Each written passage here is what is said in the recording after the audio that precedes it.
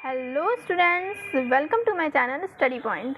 Student, जैसा कि आप जानते हैं कि हम लोग पढ़ रहे हैं क्लास 10th की physics chapter number 1 light reflection and refraction, और अब हम आ गए हैं इसके दूसरे पोर्शन में, मीन्स इस चैप्टर के सेकेंड मोस्ट इम्पॉर्टेंट पार्ट में, जो कि है रिफ्रैक्शन।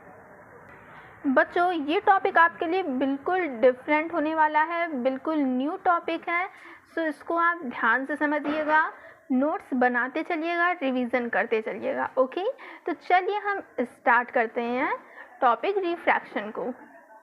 तो फिर देखिए बच्चों, रिफ्रैक्शन को पढ़ने से पहले हम सबसे पहले समझते हैं कि रिफ्रैक्शन होता क्या है। आप जैसे कि हमने जब मैंने ये चैप्टर स्टार्ट किया था, तो स्टार्टिंग के वीडियो में मैंने आपको बताया था कि लाइट क्या होती है, लाइट की कुछ प्रॉपर्टीज़ के बारे में भी मैंने बताया था। उन्हीं प्रॉपर्टी में से एक प्रॉपर्टी ये भी होती है कि when light travels from one medium to another medium, its speed gets change in travelling through the medium. तो देखिए बच्चों, हम लोग कह सकते हैं when light travels from one medium to another medium, its speed gets changed. Due to this change in speed of the light while traveling between different mediums, the light gets deflect from its original path. This phenomenon is called refraction. Light अपने original path से deflect हो जाती है। मतलब क्या है कहने का, देखिए, जब लाइट किसी एक मीडियम से दूसरे मीडियम में ट्रेवल करती है, फॉर एग्ज़ाम्पल, अगर हमारे पास दो मीडियम्स हैं, जैसे कि आप लेट कर लीजिए, यहाँ पर हमारे पास एयर है और यहाँ पर ग्लास है। सोच लीजिए कि आपके पास एक मोटा सा ग्लास स्लैब है और वो उसकी थिकनेस इतनी है कि लमसम आप उसके विड्थ को देख सकते हैं, मीन्स उसकी थिकनेस है, कुछ है, अच्छी खासी थिकनेस है। तो जब लाइट एयर से ग्लास में आती है, आपको पता होना चाहिए कि लाइट की स्पीड क्या होती है। एयर या फिर वैक्यूम में जो स्पीड ऑफ लाइट होती है v होती है, जिसको हम c से भी डिनोट करते हैं। स्पीड वो होती है 3 × 10⁸ मीटर पर सेकेंड। तो अब जब लाइट एयर से ग्लास में आएगी, तो क्या लाइट की स्पीड यही रहेगी? नहीं, जब मीडियम चेंज हो रहा है, ये मीडियम है बच्चों, देखिए ये हमारा मीडियम होता है कि किस एटमॉस्फेयर में लाइट ट्रेवल कर रही है। ये हमारा एयर मीडियम है, ये ग्लास मीडियम है। तो जब लाइट ट्रेवल कर रही होगी from air to glass, then medium gets changed, और जब मीडियम चेंज होगा तो लाइट का पाथ भी चेंज हो जाएगा।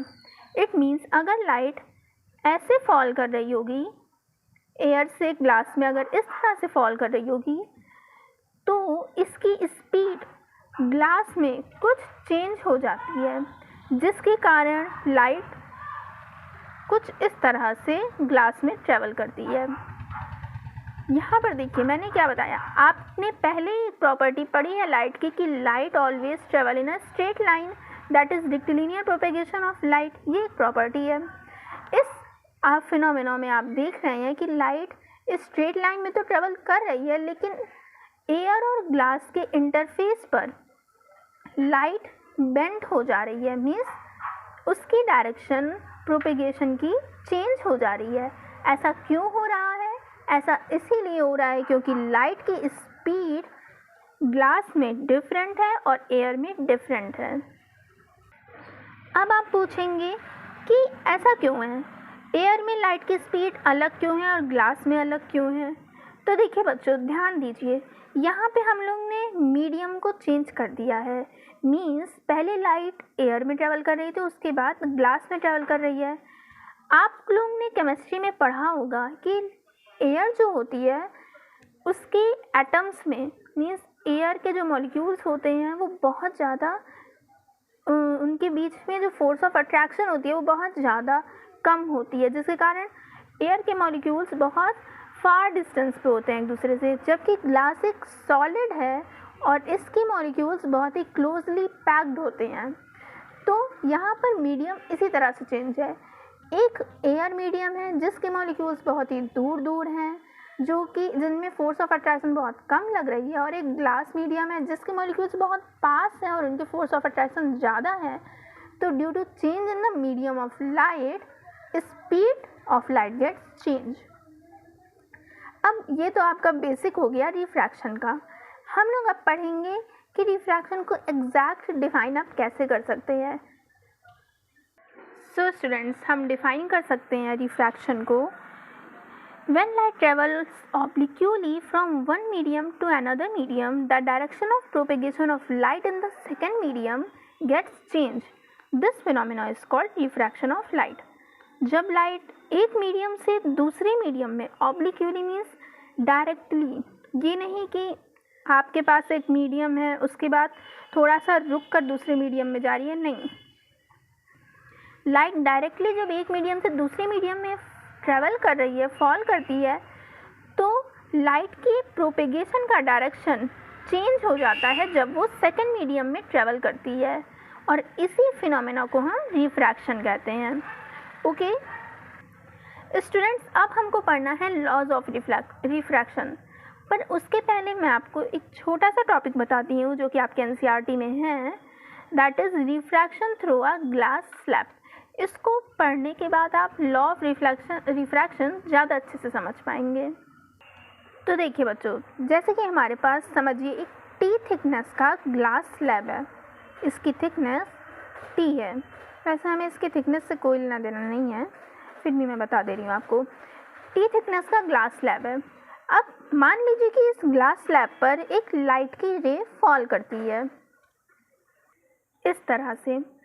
आपको इतना देखिए बता दे रही हूँ कि ये ऊपर वाला सरफेस, ऊपर वाला मीन्स मीडियम, ये एयर है, ये ग्लास है, और ये फिर से एयर है हमारे पास।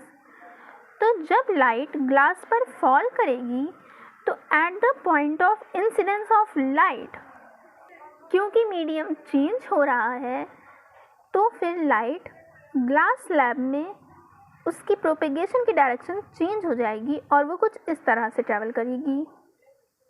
देखिए लाइट यहाँ पर बेंट हो रही है। ऐसा क्यों हुआ? ऐसा इसलिए हुआ क्योंकि मीडियम चेंज हो रहा है। एयर से ग्लास में लाइट जाएगी, इसलिए लाइट बेंट हो गई। अब लाइट ग्लास से एयर में वापस जाएगी, तो फिर से मीडियम क्योंकि चेंज हो रहा है, तो ये फिर से बेंट होगी इस तरह से। So this is known as refraction from a glass slab. यहाँ देखिए आपको लाइट टू टाइप से डिफ्लेक्ट हो रही है। फर्स्ट है एयर ग्लास सरफेस पर और दूसरा है ग्लास एयर सरफेस पर। सरफेस नहीं, हम इसको इंटरफेस कहेंगे। ओके, तो अब ये किस तरह से डिफ्लेक्ट हुई, मैंने क्यों इसको इस तरह से डिफ्लेक्ट होते हुए बनाया है, क्यों मैंने यहाँ पर लाइट के फॉल करने पर ग्लास स्लैब में लाइट को हमने इस साइड ही क्यों बेंड किया है, इस साइड क्यों नहीं बेंड किया है, और इस वाले इंटरफेस पे मैंने लाइट को इस डायरेक्शन में बेंड किया है, ना कि इस डायरेक्शन में। तो ऐसा क्यों है? इन सभी चीज़ों का रीज़न हम आगे जानेंगे लॉ ऑफ रिफ्रैक्शन पढ़ के। So students, our first law is law of refraction में हमारा फर्स्ट लॉ है the incident ray, the refracted ray and the normal to the interface of two transparent media at the point of incidence lie in the same plane। इसका means क्या है? ये law आपको law of reflection के similar लगेगा first law, और ये है भी। इसमें कहा गया है कि इंसिडेंट रे, रिफ्रैक्टेड रे और normal to the interface of two transparent media. ये एक नया टर्म है आपके लिए, interface of two transparent media. इसका मीन्स क्या है कि क्योंकि आपने देखा कि रिफ्रैक्शन तभी होगा जब आपके पास दो डिफरेंट मीडियम्स होंगे। Let this medium is medium 1 and this is second medium. तो क्योंकि हमारे पास दो डिफरेंट मीडियम जब होंगे तभी रिफ्रैक्शन होगा। तो ये दोनों मीडियम जिस पॉइंट पर एक दूसरे को टच करते हैं, मीट करते हैं, वो इसका इंटरफेरेंस कहलाता है। Interface of two transparent medium, यही इसका इंटरफेस है।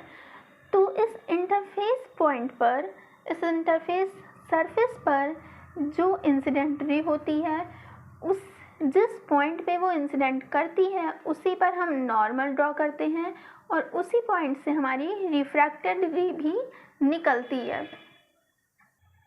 तो जैसा कि आप देख सकते हैं ये हमारी इंसिडेंट रे है जो कि at the point of incidence, जिस पॉइंट पे ये इंसिडेंट कर रही है उसी पॉइंट से नॉर्मल रे हमारी निकल रही है, नॉर्मल निकल रही है और रिफ्रैक्टेड रे हमारी निकल रही है।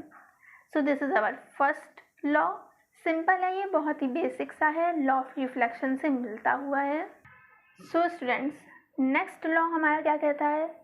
The ratio of sine of angle of incidence to the sine of angle of refraction, sine ही होगा यहाँ पर, sine of angle of refraction for the light of a given color and for the given pair of media is always constant। इसका means क्या है? अगर हमारे पास एक गिवन पेयर है मीडियम्स का, मतलब ये मीडियम फर्स्ट है और ये मीडियम सेकंड है, तो मान लीजिए कि लाइट अगर फॉल कर रही है interface of the both mediums, तो जो एंगल ऑफ इंसिडेंस का साइन होता है मीन्स साइन आई और एंगल ऑफ रिफ्रैक्शन का जो साइन होता है उसका रेशियो अपॉन साइन आर, ये हमेशा कांस्टेंट रहता है।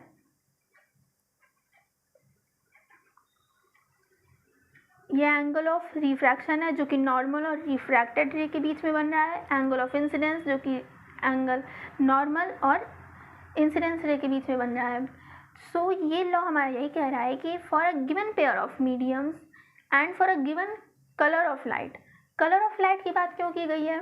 आप आगे पढ़ेंगे कि जो आपकी सनलाइट होती है, नॉर्मल लाइट जिसको आप कह सकते हैं, वो 7 कलर्स से मिलकर बनी हुई है, जिसको कि हम विबिग्योर भी पढ़ते हैं, violet, indigo, green, blue, yellow, orange, red.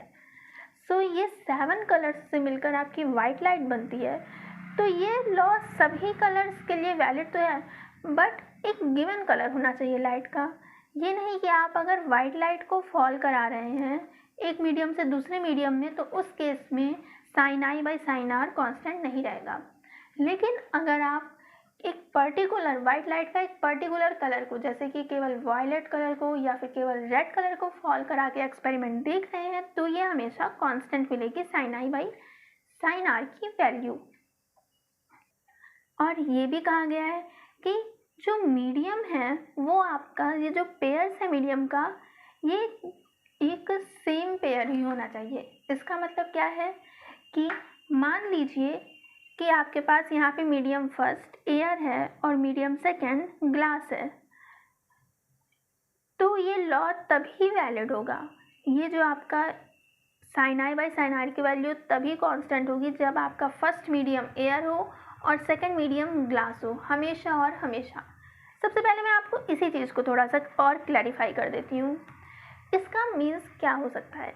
देखिए, अगर आपका एंगल ऑफ इंसिडेंस मान लीजिए 30 डिग्री है, एंगल आई अगर 30 डिग्री है और एंगल ऑफ रिफ्रैक्शन अगर 15 डिग्री है, तो फिर जो साइन आई होगा वो क्या होगा? Sine 30 degree upon sine 15 degree होगा।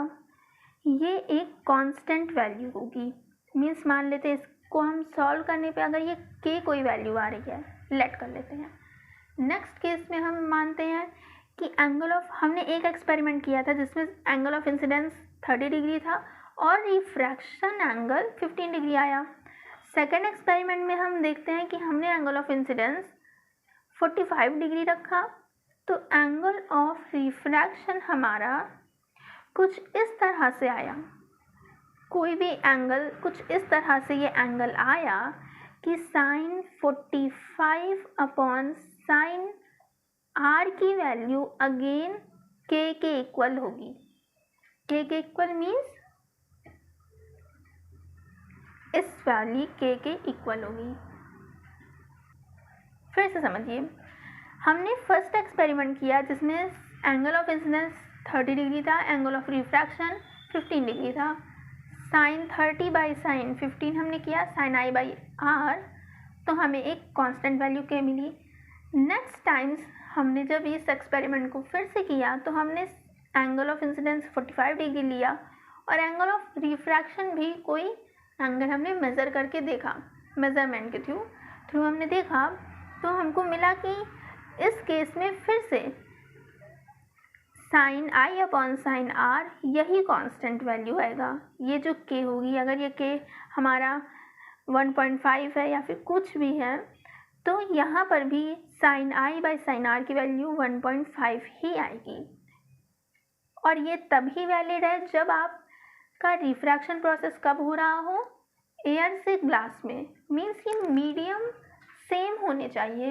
ये नहीं कि आप अगर अब की बार कर दें कि ग्लास से एयर में अगर आप लाइट को पास कराएंगे, कि आपने ऐसा कर लिया कि फर्स्ट केस में आपने एयर से ग्लास में लाइट को पास कराया तो आपको sine i by sine r की वैल्यू k कुछ मिली। नेक्स्ट केस में अगर आप ग्लास से एयर में लाइट पास कराएंगे तो उस केस में sine i by sine r की वैल्यू डिफरेंट हो जाएगी, वो कांस्टेंट नहीं रहेगी। क्यों? क्योंकि उस केस में आपका मीडियम चेंज हो जाएगा। सो आपको ध्यान रखना है कि मीडियम पेयर जो होगा मीडियम का वो आपको सेम रखना है। और एक और इम्पॉर्टेंट बात बच्चों, इस लॉ को हम स्नेल्स लॉ के नाम से जानते हैं। स्नेल्स लॉ इसको हम कहते हैं, जो कि बताता है कि the ratio of sine of angle of incidence to the sine of angle of refraction is always constant for a given pair of medium and for a given colour of light. अब ये जो constant value मिलकर आती है, हमको जो निकल कर मिलती है, उसको हम कहते हैं रिफ्रैक्टिव इंडेक्स। हम इस कांस्टेंट वैल्यू को ऐसे भी कहते हैं refractive index of second medium with respect to first medium. Second medium means इस केस में हम कह सकते हैं refractive index of glass with respect to air. So बच्चों, आज के वीडियो के लिए बस इतना ही। नेक्स्ट लेक्चर में हम पढ़ेंगे रिफ्रैक्टिव इंडेक्स को और भी ज़्यादा एक्सपैंड तरीके से, क्योंकि ये टॉपिक आपके लिए बहुत इम्पॉर्टेंट है। रिफ्रैक्शन के केस में रिफ्रैक्टिव इंडेक्स ही मेन होता है। उसके बाद हम लेंस पढ़ेंगे, लेंस के टाइप्स पढ़ेंगे, इमेज फॉर्मेशन बाय लेंसेज पढ़ेंगे और लेंस फार्मूला पढ़ेंगे। तो तब तक के लिए आपको बहुत सारी पढ़ाई करनी है, इसलिए मैं आपको सजेस्ट करूँगी पहले के लेक्चर्स भी आप अच्छे से देखिए और प्रिपेयर करते रहिए। Okay, bye.